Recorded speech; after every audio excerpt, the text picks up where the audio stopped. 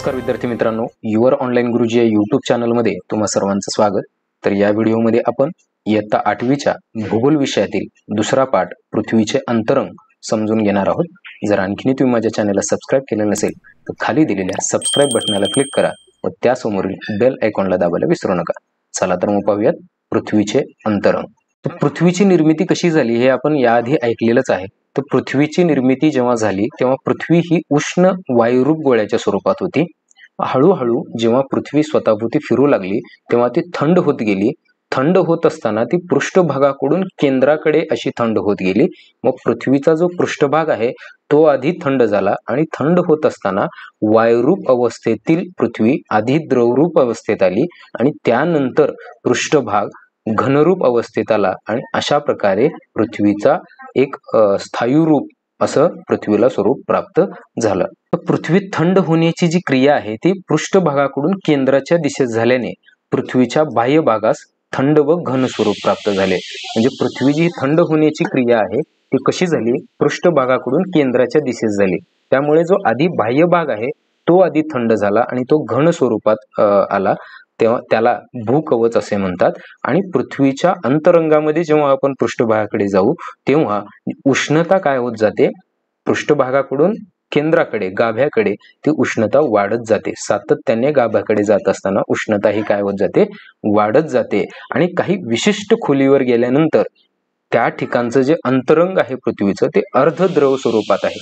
आता अर्धद्रव स्वरूपात म्हणजे काय, तर त्या ठिकाणचं जे अंतरंग आहे ते पूर्णतः द्रव पण नाही आणि पूर्णतः स्थायू पण नाही, म्हणजे काही प्रमाणात ते पातळ आहे। अशा प्रकारचं हे अर्धद्रव स्वरूपातलं अंतरंग विशिष्ट खोलीवर त्या ठिकाणी आहे। मग पृथ्वीचं हे जे अंतरंग आहे ते नेमकं कसं आहे याबद्दल मानवाच्या मनामध्ये आजही कुतूहल आहे। त्याबद्दल अनेक शास्त्रज्ञ, भूगर्भ शास्त्रज्ञ त्याचा अभ्यास करत असतात। आता प्रत्यक्षात पृथ्वीच्या अंतरंगात जाऊन तो अभ्यास करणं शक्य नसल्यामुळं भूगर्भ शास्त्रज्ञांनी पृथ्वीच्या भूगर्भातून बाहेर येणारा ज्वालामुखी जो आहे किंवा भूकंप लहरी यांचा अभ्यास करून पृथ्वीचं अंतरंग नेमकं कसं आहे याबद्दल ते अनुमान मांडलेले आहेत। म्हणजे भूगर्भ शास्त्रज्ञांनी कशाचा अभ्यास करून पृथ्वीच्या अंतरंगाबद्दल अनुमान मांडलं, तर पृथ्वीच्या भूगर्भातून येणारा ज्वालामुखी, भूकंप लहरी यांचा अभ्यास करून पृथ्वीचं अंतरंग नेमकं कसं आहे याबद्दल त्यांनी अनुमान मांडलेलं आहे। मग आता पृथ्वीच्या भूगर्भामधून आलेला हा जो ज्वालामुखी आहे तो नेमका काय आहे किंवा त्या ज्वालामुखीमध्ये नेमकं काय काय असतं, तर ज्वालामुखीच्या उद्रेकातून बाहेर पडणाऱ्या पदार्थामध्ये प्रचंड उष्ण लाव्हारस असतो, वायू असतात, वाफ असते। हे घटक आपल्याला त्या ज्वालामुखीमध्ये पाहायला मिळतात। म्हणजे ज्वालामुखीच्या उद्रेकातून काय काय बाहेर येतं, उष्ण म्हणजे प्रचंड उष्ण असा लाव्हारस बाहेर येतो, त्याच्यानंतर वेगवेगळी वायू असतात आणि वाफ देखील त्या ज्वालामुखीतून बाहेर येते। लाव्हारस थंड झाल्यावर त्यापासून अग्निजन्य खडक तयार होतात।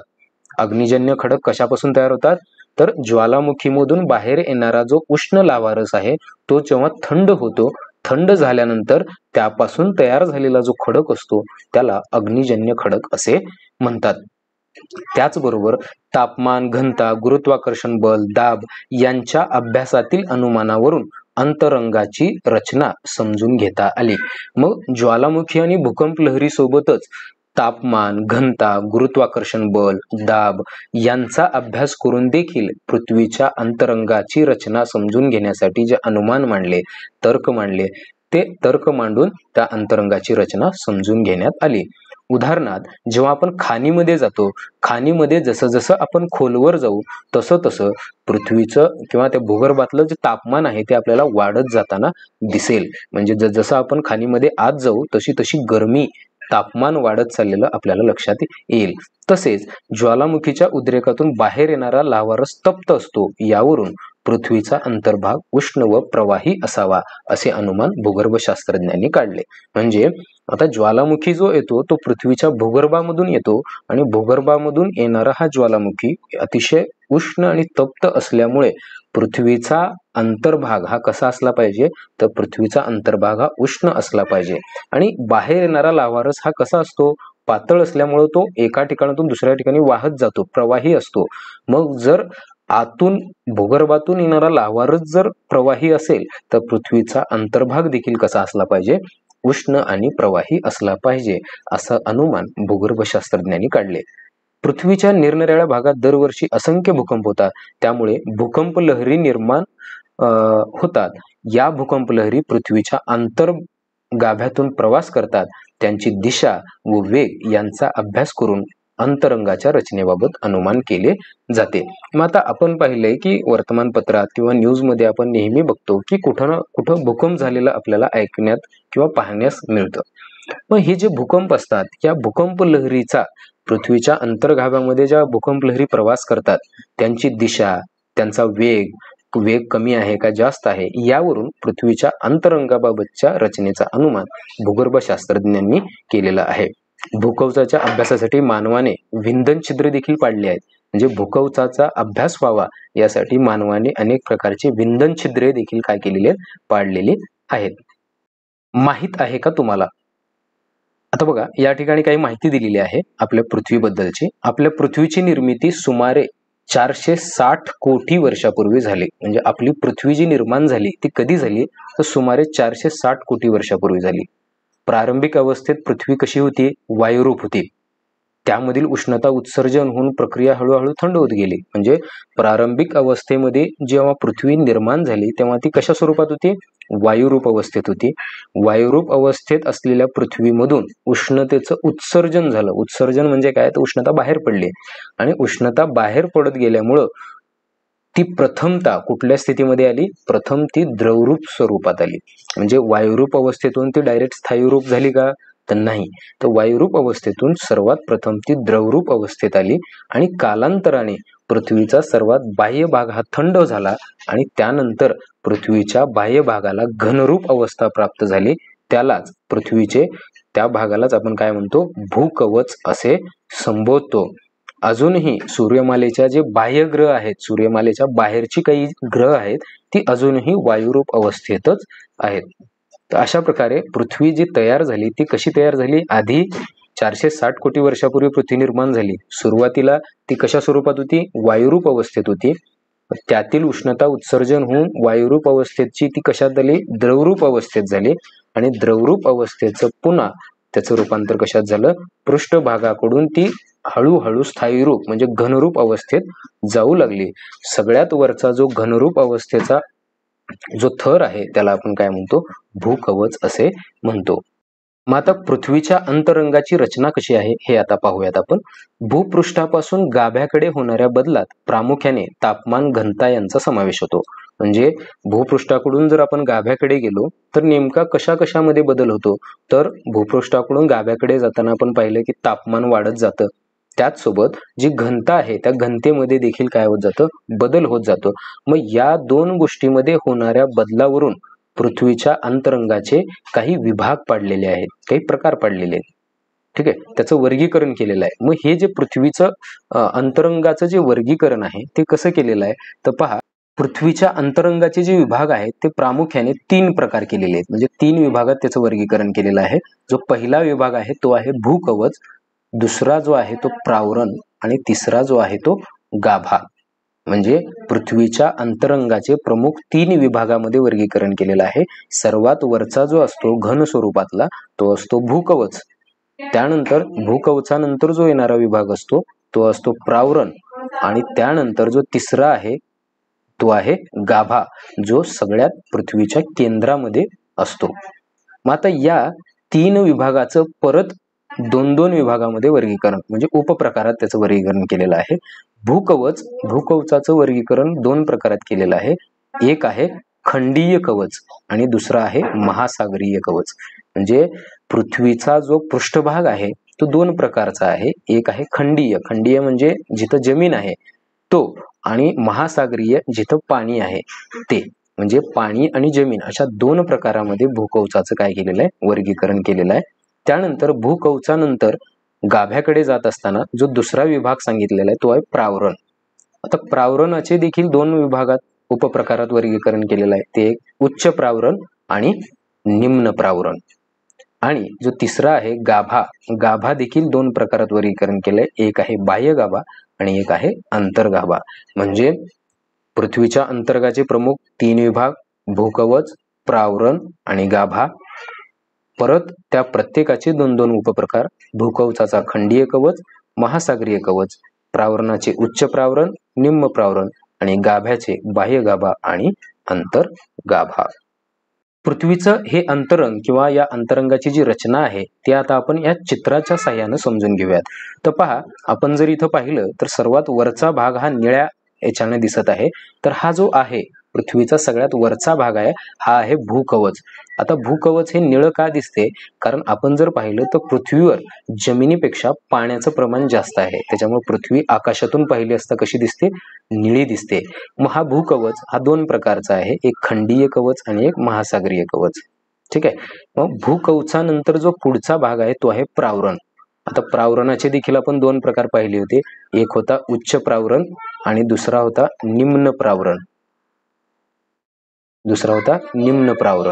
ठीक आहे. आणि त्याच्यानंतर जो भूगर्भाचा केंद्रक जे होतं पृथ्वीचं, त्याला गाभा आपण असं म्हटलं होतं. तर तो आहे सगळ्यात आतील आहे अंतर्गाभा, जो ज्याची उष्णता किंवा ज्याचं तापमान हे सर्व विभागापेक्षा सगळ्यात जास्त असतं. आणि हा आहे बाह्य गाभा. गाभ्याचे 2 प्रकार, अंतर्गाभा आणि बाह्य गाभा. तर अशा प्रकारे ही आहे पृथ्वीच्या अंतरंगाची रचना, जी आपण चित्राच्या सहाय्याने पाहिली. मग आता पृथ्वीच्या अंतरंगाचे हे विभाग आता आपण विस्तृतपणे समजून घेऊयात. तर सर्वप्रथम भूकवच. भूकवचाचे आपण 2 उपविभाग पाहिले, खंडीय कवच आणि महासागरीय कवच. पृथ्वीचा सर्वात वरचा जो भाग आहे, जो घनरूप असतो, त्याला भूकवच असे म्हणतात. भूकवचाची जी जाडी आहे ती सर्वत्र सारखी आहे का? नाही. भूकवचाची जाडी ही सर्वत्र सारखी नसते. मग आता याची जी सरासरी जाडी आहे, म्हणजे कमी जास्ती सगळी धरून त्याची जर सरासरी काढली तर भूकवचाची सरासरी जाडी 30 ते 35 किलोमीटर मानली जाते. भूकवचाची खंडाखालील जाडी 16 ते 45 किलोमीटरच्या दरम्यान आहे. मग आता ही खंडाखालील जर आपण बघितली तर त्या ठिकाणची जी जाडी आहे ते 16 ते 45 किलोमीटर आहे. भूकवचाची ही जाडी पर्वत श्रेणीमध्ये जर बघितली आपण तर तिथं 40 किलोमीटर पेक्षा जास्त आहे. पर्वत श्रेणीमध्ये त्याची जाडी 40 किलोमीटर पेक्षा जास्त आहे. तर सागर पृष्ठाखाली ती 10 किलोमीटर पेक्षा कमी आहे. म्हणजे सागराच्या पृष्ठाखाली असणारी भूकवचाची जाडी, पर्वत श्रेणीमध्ये असणारी भूकवचाची जाडी आणि खंडांतर्गत म्हणजे जिथं जमीन आहे तिथली जाडी. तर या तिन्ही जाडी मधला फरक इथे सांगितलेला आहे. खंडाखालील जाडी 16 ते 45 किलोमीटरच्या दरम्यान असते. पर्वत श्रेणीमध्ये ती 40 किलोमीटर पेक्षा जास्त असते. तर सागराखाली ती 10 किलोमीटर पेक्षा कमी असते. अशा प्रकारे हे भूकवचाची जी जाडी आहे त्या जाडीचं ते वर्गीकरण इथे दिलेलं आहे. तर इथं बघा, या चित्राच्या सहाय्याने आपण समजून घेऊ शकतो की कशा प्रकारे पृथ्वीच्या अंतरंगाची ही जी रचना आहे. सर्वात वरचा जो भाग आहे, तर पहा, सर्वात वरचा हा जो भाग आहे हे भूकवच आहे, ज्याच्यावर आपण राहतो. भूकवचाची ही जाडी आहे, ही जी आपण पाहतोय ही जाडी आहे. त्यानंतरचा हा उच्च प्रावरण. पहा, हे काय आहे? उच्च प्रावरण आहे. प्रावरणाचे जे 2 भाग केले त्यापैकी हा वरला जो थर आहे हा उच्च प्रावरणामध्ये मोडतो आणि त्या खालील जवळपास ह्या बाह्य गाभ्यापर्यंतचा हा जो भाग आहे हा निम्न प्रावरणाचा आहे. त्याच्यानंतर भूगर्भाकडे जसं आपण खोल जाऊ तसा हा बाह्य गाभा जो असतो हा द्रवरूप स्वरूपात असतो. गाभा हा घनरूप स्वरूपात असतो. ते आता आपण पुढे पाहणारच आहोत. तर इथं भूकवच व प्रावरण यामध्ये जो थोडासा गॅप असतो त्याला एक विशिष्ट असं नाव आहे, ते आपण पाहूयात. तर बघा, शिलावरण कशाला म्हणले? तर शिलावरण जे भूकवचाचा जो भाग असतो, जो थर आहे त्याला शिलावरण असं म्हणतात. जो पाण्याचा भाग असतो त्याला आपण जलावरण म्हणतो. जमिनीवर जे सजीव असतात त्याला जीवावरण म्हणतात. जमिनीच्या वर असणारा जो हवेचा भाग आहे त्याला वातावरण म्हणतात. आणि आणखीन एक आवरण असतं चुंबकावरण, ते एक आवरण आहे, 5वं आवरण. तर अशा प्रकारे ही 4 आवरण आणि चुंबकावरण एक 5वं आवरण. ठीक आहे. तर त्यानंतर पुढे बघूयात आपण. भूपृष्ठाखाली जसे जसे खोल जावे तसे तसे तापमान वाढत जाते. म्हणजे भूपृष्ठाखाली तापमान वाढ होत जाते. त्यानंतर प्रावरणात तापमान वाढीच्या प्रमाणात घट होते व पुन्हा गाभा क्षेत्रात वाढ होते. तर काय म्हणते, पृथ्वी खाली जसं जसं आपण खोल जाऊ, म्हणजे भूपृष्ठाखाली पृष्ठभाग आहे जमिनीचा, तिथून जसं आपण खाली जातो तसं तसं तापमान काय होत जातं? वाढत जातं. आणि त्यानंतर जेव्हा आपण प्रावरणामध्ये प्रवेश करतो, म्हणजे एक विभाग आपण पृथ्वीच्या अंतरंगाचा एक भाग पूर्ण केला आणि जेव्हा प्रावरणात जातो तेव्हा मात्र तापमान वाढत जातं, पण तापमान वाढण्याचं जे प्रमाण आहे त्याच्यात मात्र काय होते, घट होते. म्हणजे जितक्या प्रमाणात वाढत होतं ते वाढण्याचं प्रमाण काय होतं, प्रावरणामध्ये गेल्यानंतर त्याची घट होते. आणि पुन्हा जेव्हा गाभा क्षेत्रात आपण प्रवेश करतो तेव्हा परत जास्त पटीनं तापमान काय व्हायला सुरुवात होतं, वाढायला सुरुवात होतं. पृथ्वीच्या केंद्रस्थानी सुमारे 5500 अंश सेल्सिअस ते 6000 अंश सेल्सिअस तापमान असते. म्हणजे पृथ्वीचं जे केंद्र आहे त्या केंद्रात किंवा गाभ्याच्या ठिकाणी जर आपण बघितलं तर तिथलं जे तापमान आहे ते किती असतं, 5500 अंश सेल्सिअस ते 6000 अंश सेल्सिअस इतकं तापमान पृथ्वीच्या केंद्रस्थानाचं असतं. यावर परीक्षेमध्ये प्रश्न विचारले जाऊ शकतात. पृथ्वीच्या केंद्रस्थानाचं तापमान किती असतं, तुम्हाला पर्याय दिले जातात, तर त्यापैकी आपल्याला पर्याय योग्य तो निवडायचा असतो. 5500 अंश सेल्सिअस ते 6000 अंश सेल्सिअस हे पृथ्वीच्या केंद्रस्थानाचं तापमान असतं. भूकवच हे प्रावरण व गाभा यांच्या तुलनेत अतिशय कमी जाडीचे आहे. त्याचे 2 विभाग पडतात. मग आता हे जे भूकवच आहे हे प्रावरण आणि गाभा म्हणजे 3 विभाग आपण पाहिले, त्यापैकी प्रावरण आणि गाभा यांच्या तुलनेत भूकवचाची जी जाडी असते ती काय असते, खूपच कमी असते. आणि या भूकवचाचे 2 उपविभाग आहेत. त्यापैकी पहिला खंडीय कवच आणि दुसरा महासागरीय कवच. आता पहिला आपण पाहूयात खंडीय कवच म्हणजे काय. भूखंड प्रामुख्याने सिलिका व ॲल्युमिनियम यापासून बनलेले आहेत. म्हणजे जो खंडीय भूखंड जमिनीचा जो भाग आहे तो प्रामुख्याने कशापासून बनलेला आहे, सिलिका आणि ॲल्युमिनियम या 2 धातूपासून काय झालेला आहे, हा खंडीय कवच तयार झालेला आहे. यामुळे या थराला सियाल असे म्हणतात. आता याला सियाल का म्हणतात तर पहा की भूखंड प्रामुख्याने कशापासून, सिलिकापासून, म्हणजे भूखंड हा सिलिका आणि ॲल्युमिनियम. आता सिलिकाचं जर आपण संज्ञा बघितली तर ती SI आहे आणि ॲल्युमिनियमची जर आपण पाहिली तर AL आहे. मग या 2 मूलद्रव्यापासून काय झालेली आहे, भूखंड तयार झालेला असल्यामुळं SiAl, SI म्हणजे सिलिका, AL म्हणजे ॲल्युमिनियम, SiAl यालाच काय म्हणलेलं आहे, सियाल असे म्हटलेलं आहे. म्हणजेच काय तर भूखंड जो आहे तो सिलिका आणि ॲल्युमिनियम पासून तयार झालेला असल्यामुळे त्याला काय म्हणलेलं आहे, सियाल असं म्हटलेलं आहे. व भूखंडीय कवचाची जी घनता आहे ती किती आहे, 2.65 ते 2.90 ग्रॅम पर घन सेंटीमीटर इतकी आहे. भूखंड कवचाची जी घनता आहे ती घनता या ठिकाणी सांगितलेली आहे 2.65 ते 2.90 ग्रॅम प्रति घन सेंटीमीटर इतके आहे. यावर देखील प्रश्न विचारला जाऊ शकतो. खंडीय कवचाची सरासरी जाडी सुमारे 30 किलोमीटर आहे. आता हा जो खंडीय कवच आहे याची जी जाडी आहे ती सरासरी 30 किलोमीटर आहे आणि या थरात प्रामुख्याने ग्रॅनाइट खडक आढळतात. म्हणजे खंडीय कवचामध्ये जो खडक आढळतो तो कोणता खडक आढळतो, ग्रॅनाइट खडक आढळतो. तर बघा खंडीय कवचाच्या ज्या गोष्टी आपल्याला लक्षात ठेवायच्या आहेत परीक्षेच्या दृष्टीनं, त्यामध्ये खंडीय कवच कोणत्या मूलद्रव्यापासून तयार झालेलं आहे, सिलिका आणि ॲल्युमिनियम पासून हे खंडीय कवच तयार झालेलं आहे आणि म्हणून या थराला सियाल असं म्हणतात. सियाल का तर सिलिका SI, ॲल्युमिनियम AL आणि दोन्ही मिळून सियाल. तर या भूखंडीय कवचाची घनता जी आहे ती आहे 2.65 ते 2.90 ग्रॅम घन सेंटीमीटर इतकं आणि याची जी सरासरी जाडी आहे ती 30 किलोमीटर आहे. या थरात ग्रॅनाइट खडक आढळतात. आता त्यानंतर जो पुढचा आहे महासागरीय कवच. आता महासागरीय कवच हा भूकवचाचा दुसरा थर आहे. हा थर सिलिका आणि मॅग्नेशियम यांच्या संयोगाने बनलेला आहे.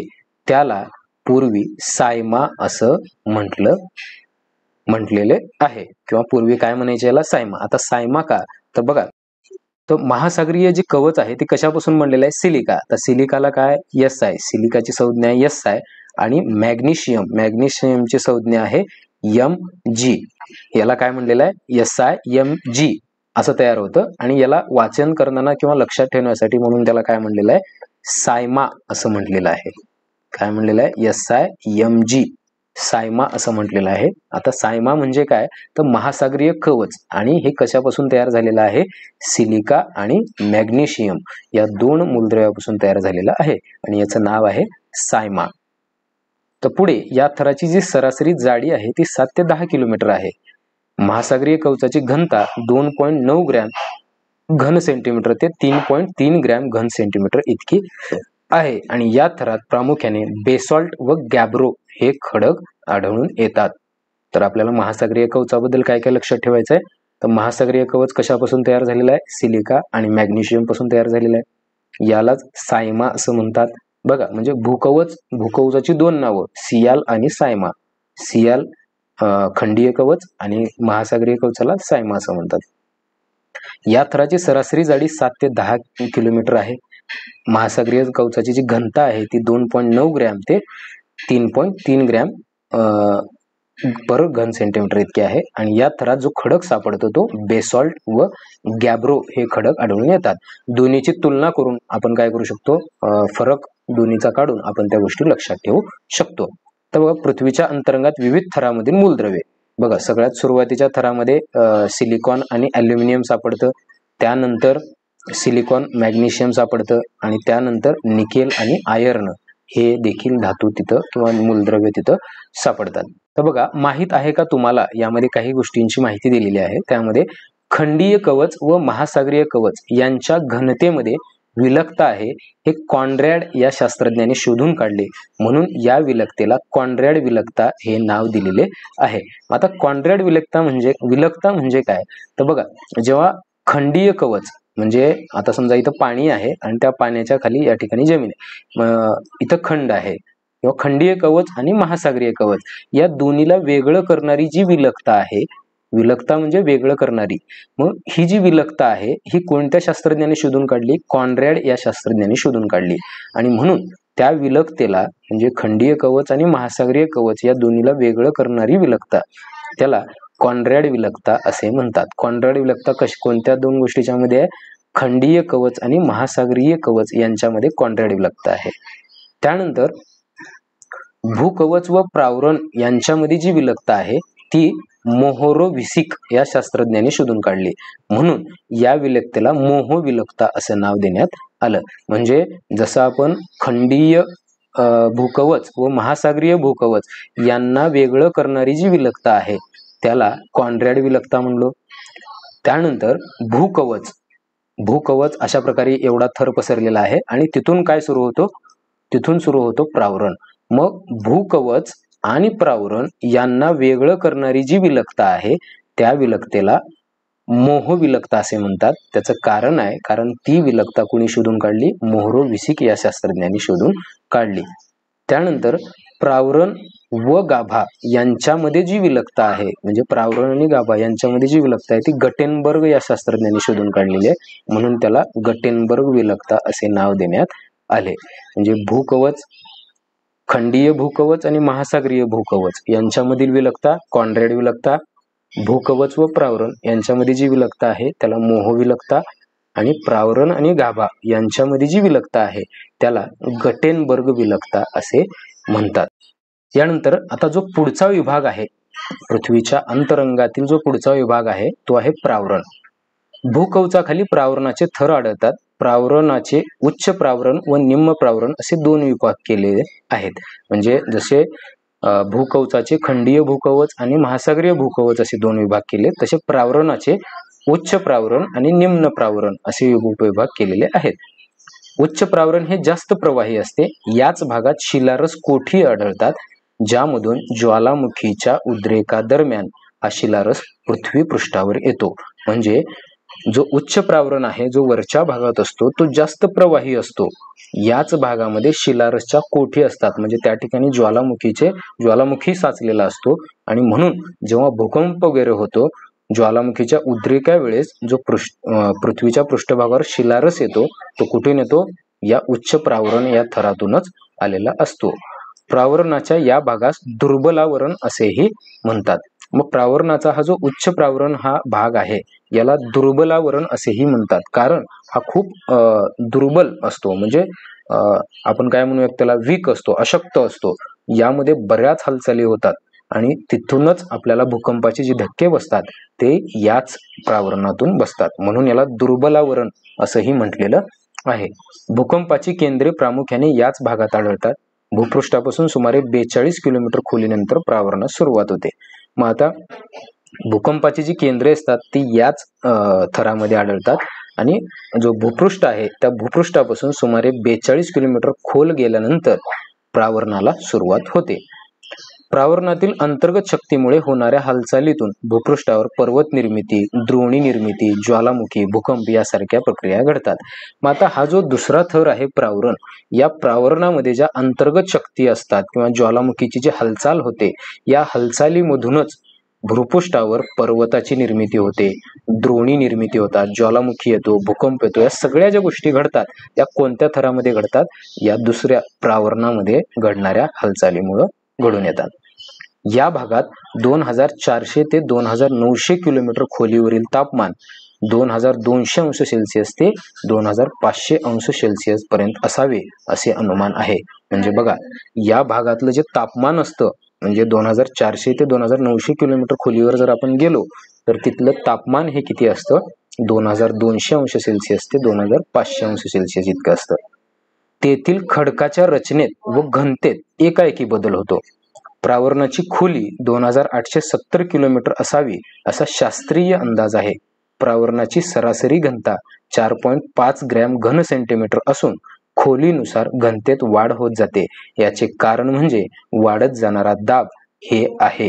निम्न प्रावरणाची घनता 5.7 ग्रॅम घन सेंटीमीटर आहे. म्हणजे बघा, जसं जसं आपण पृथ्वीच्या पृष्ठभागापासून गाभ्याकडे जातो तसं तसं तापमान वाढतं आणि तापमानासोबत घनता देखील वाढते. आता मग घनता वाढत जाण्याचं काय कारण आहे? तर घनता वाढत जाण्याचे एक प्रमुख कारण आहे तर तिथं वाढत जाणारा दाब. जसं जसं आपण पृथ्वीच्या भूगर्भामध्ये जाऊ तसं तसं जो दाब आहे तो दाब देखील वाढत जातो. पृथ्वीवरचा जो भार आहे त्या भारामुळे दाब साहजिकच वाढणार आहे आणि त्या दाबामुळं जी घनता आहे ती हळूहळू जसं जसं आपण गाभ्याकडे जाऊ तशी वाढत जाते. प्रावरणाची खोली ही 2870 किलोमीटर असावी असा शास्त्रज्ञांचा अंदाज आहे. यांची जी घनता आहे ती 4.5 ग्रॅम प्रति घन सेंटीमीटर ही उच्च प्रावरणाची आहे, तर निम्न प्रावरणाची जी घनता आहे ती 5.7 ग्रॅम, म्हणजे उच्च प्रावरणापेक्षाही जास्त घनता ही निम्न प्रावरणाची आहे. त्यानंतर जो तिसरा थर किंवा तिसरा प्रावरणाचा जो विभाग, त्यानंतर जो तिसरा विभाग आहे तो आहे गाभा. पृथ्वीच्या अंतरंगाचा जो तिसरा तो आहे गाभा. भूपृष्ठापासून सुमारे 2900 किलोमीटर खोलीच्या खाली गाभ्याचा भाग सुरू होतो. म्हणजे 2900 किलोमीटर पर्यंत प्रावरण असतं आणि तिथून काय सुरू होतं? गाभा सुरू होतो. प्रावरणाच्या खाली व पृथ्वीच्या केंद्रापर्यंतचा भाग गाभा होय. गाभ्याची जाडी 3471 किलोमीटर आहे. या थराचे बाह्य गाभा व अंतर्गाभा असे दोन भाग पडतात. तर बघा, प्रावरणाचा जो गाभा आहे तो गाभा जवळपास त्याची जी जाडी आहे म्हणजे प्रावरण जिथं संपतो तिथून केंद्रापर्यंत जी जाडी आहे ती आहे 3471 किलोमीटर इतकी त्याची जाडी आहे. म्हणजे तिन्ही आवरणापेक्षा सगळ्यात जास्त जाड किंवा मोठा जो आवरण आहे तो आहे गाभ्याचा. या थराचे बाह्यभाग आणि बाह्यगाभा आणि अंतर्गाभा असे दोन भाग पडतात. तर आता पाहूयात बाह्यगाभा. बाह्यगाभा भूपृष्ठापासून सुमारे 2900 किलोमीटर ते 5100 किलोमीटर खोलीपर्यंत आढळतो. तर बघा, बाह्यगाभ्याची जी लांबी आहे ती किती आहे? 2900 किलोमीटर पासून 5100 किलोमीटर पर्यंत हा बाह्यगाभा आहे. भूकंपाच्या दुय्यम लहरी गाभा क्षेत्रातून प्रवास करू शकत नाहीत, त्या भागात शोषल्या जातात. यावरून शास्त्रज्ञांनी असे अनुमान काढले की गाभा क्षेत्राचा हा भाग द्रव किंवा अर्धद्रव स्वरूपाचा असावा. मग आता हा जो बाह्य गाभा आहे या बाह्य गाभ्यामधून भूकंपाच्या ज्या लहरी आहेत त्या प्रवास करू शकत नाहीत. म्हणजे भूकंपाच्या लहरी जर दुय्यम लहरी जर या बाह्य गाभ्यामध्ये प्रवेश केल्या तर त्या तिथेच लुप्त होतात. तिथून पुढे त्या प्रवास करू शकत नाहीत किंवा तिथून पुढे त्या जात नाहीत. मग आता यावरून शास्त्रज्ञांनी असं मत मांडलं की हा जो बाह्य गाभा आहे तो बाह्य गाभा एकतर द्रव असला पाहिजे किंवा अर्धद्रव स्वरूपात असला पाहिजे.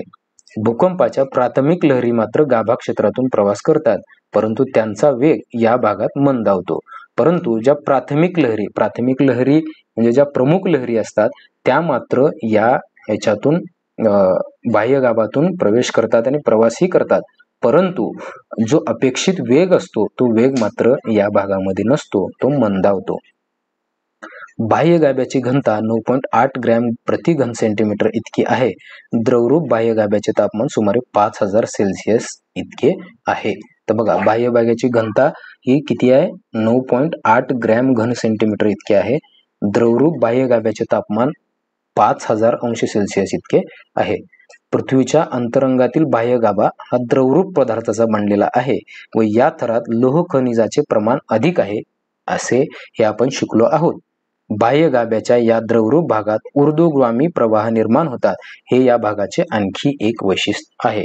तर बघा, पृथ्वीचा हा जो बाह्य गाभा आहे तो द्रवरूप आहे हे आपण पाहिलं, आणि या थरामध्ये लोह खनिजाचं प्रमाण हे काय आहे? खूप जास्त आहे. मग बाह्य गाभ्याच्या या द्रवरूप भागात आणखीन एक विशेष म्हणजे तर या भागामधून ऊर्ध्वगामी प्रवाह निर्माण होतात. ऊर्ध्वगामी म्हणजे काय? तर तिथून बाहेर पडणारे प्रवाह. ऊर्ध्वगामी म्हणजे तिथून बाहेर पडणारे असे प्रवाह या बाह्य गाभामध्ये निर्माण होतात. बाह्य गाभा व अंतर्गाभा यांच्या तापमानातील फरकामुळे ऊर्ध्वमुखी प्रवाह तयार होतात. पृथ्वीच्या परिवलनामुळे या प्रवाहांना भोवऱ्याप्रमाणे गती प्राप्त होते. या सर्पिल भोवऱ्यामध्ये विद्युत प्रवाह निर्माण होतात व त्यामुळे चुंबकीय क्षेत्र तयार होते. तर बघा, बाह्य गाभा आणि अंतर्भाग गाभा या दोन्हीमध्ये जे तापमानाचा फरक आहे, बघा, बाह्य गाभ्याच्या तापमानापेक्षा अंतर्गाभ्याचं तापमान हे खूप जास्त आहे, आणि म्हणून या दोन्हीतलं जे तापमानाचा फरक आहे त्यामुळे काय होतात? बाह्य गाभ्यामधून ऊर्ध्वमुखी प्रवाह तयार होतात, म्हणजे जे बाहेर फेकले जाणारे वर तोंड करून म्हणजे वरल्या बाजूला येणारे प्रवाह तयार होतात. आणि पृथ्वीच्या परिवलनामुळे पृथ्वी काय स्वतःभोवती फिरते, मग पृथ्वीच्या स्वतःभोवती फिरण्यामुळे हे जे प्रवाह आहेत यांना भोवऱ्यासारखा, म्हणजे पाण्यात जर आपण हात फिरवलं तर कसा प्रवाह तयार होतो, असं गोल गोल पाणी फिरतं, तशा प्रकारे हे जे प्रवाह आहेत हे परिवलनामुळे तशा प्रकारे भोवऱ्याप्रमाणे फिरवायला सुरुवात होतात. या सर्पिल भोवऱ्यामध्ये विद्युत प्रवाह निर्माण होतात. मग हे सतत फिरल्यामुळे काय होते? त्यांच्यामध्ये विद्युत प्रवाह निर्माण होतात व त्या विद्युत प्रवाहामुळे तिथे पृथ्वीच्या भूगर्भामध्ये चुंबकीय क्षेत्र तयार होते. यालाच भूजनित्र असेही संबोधले जाते. मग यालाच म्हणजे पृथ्वीच्या परिवलनामुळे बाह्य गाभ्यामध्ये जे चुंबकीय क्षेत्र तयार होतं त्या चुंबकीय क्षेत्रामुळे विद्युत प्रवाह निर्माण होतात, म्हणून याला भूजनित्र असे म्हटलेले आहे. पृथ्वीचे हे चुंबकीय क्षेत्र पृथ्वी ग्रहाच्या बाहेरही बऱ्याच अंतरावर कार्यरत असते. या भूचुंबकीय क्षेत्रामुळे एक प्रकारचे आवरण निर्माण होते. पृथ्वीच्या वातावरणाचे सूर्याकडून येणाऱ्या सौर वातापासून संरक्षण होते. तर बघा, मग पृथ्वीचं हे जे चुंबकीय क्षेत्र आहे ते फक्त भूगर्भापुरतं मर्यादित न राहता पृथ्वीच्या बाहेरही बऱ्याच अंतरापर्यंत ते कार्यरत असते. आणि मग हे जे भूचुंबकीय क्षेत्र आहे यामुळं पृथ्वीच्या बाजूला एक चुंबकीय आवरण तयार होतं, जे आपण बघा 4 आवरण सांगितले मी: शिलावरण, जलावरण, जीवावरण आणि वातावरण. आणि हे 5वं एक आवरण आहे चुंबकावरण, ज्यामुळं काय होतं? सूर्यापासून येणारे जे सौर वात आहेत, म्हणजे सूर्याची अतिनील किरणं, सूर्यावरून येणारी जी वादळं असतात त्यांचं संरक्षण या भूचुंबकीय क्षेत्रामुळे काय होतं? आपल्या पृथ्वीचं होतं. पृथ्वीवर निर्माण झालेल्या चुंबकीय क्षेत्राला चुंबकावरण असे म्हणतात. हे पृथ्वीचे 5वे व महत्वाचे आवरण आहे. तर या चुंबकीय क्षेत्राला चुंबकावरण असेही म्हणतात आणि हे 5वं महत्वाचं आवरण आहे. तर यानंतर अंतर्गाभा, म्हणजे गाभ्याचा जो दुसरा उपविभाग आहे तो आहे अंतर्गाभा. अंतर्गाभा भूपृष्ठाखाली सुमारे 5150 किलोमीटर पासून 6371 किलोमीटर खोलीपर्यंत, म्हणजे पृथ्वीच्या केंद्रापर्यंत आपल्याला काय पाहायला मिळतो. हा पृथ्वी गर्भाचा केंद्रभाग असून तो घन स्थितीत आहे. या घनगोलाची घनता सुमारे 13.3 ग्रॅम प्रति घन सेंटीमीटर इतकी असते. तर बघा, पृथ्वीच्या 5150 किलोमीटर पासून, म्हणजे 5150 किलोमीटर पासून 6371 किलोमीटर पर्यंत हा काय आहे? पृथ्वीचा अंतर्गाभा आहे. आणि हा जो पृथ्वीचा अंतर्गाभा आहे तो कसा आहे? हा घन स्थितीत आहे. म्हणजे बाह्य गाभा हा द्रवरूप स्वरूपात होता किंवा अर्धद्रव स्वरूपात होता, पण अंतर्गाभा हा कसा आहे? घनरूप आहे. आणि या घनगोलाची जी घनता आहे ती किती आहे? 13.3 ग्रॅम घन सेंटीमीटर इतकी आहे. या थरात प्रामुख्याने लोह व काही प्रमाणात निकेल ही मूलद्रव्ये आढळतात. म्हणजे यामध्ये जी मूलद्रव्ये आहेत ती कोणती आहेत? लोह आणि निकेल ही मूलद्रव्ये आपल्याला तिथं पाहायला मिळतात.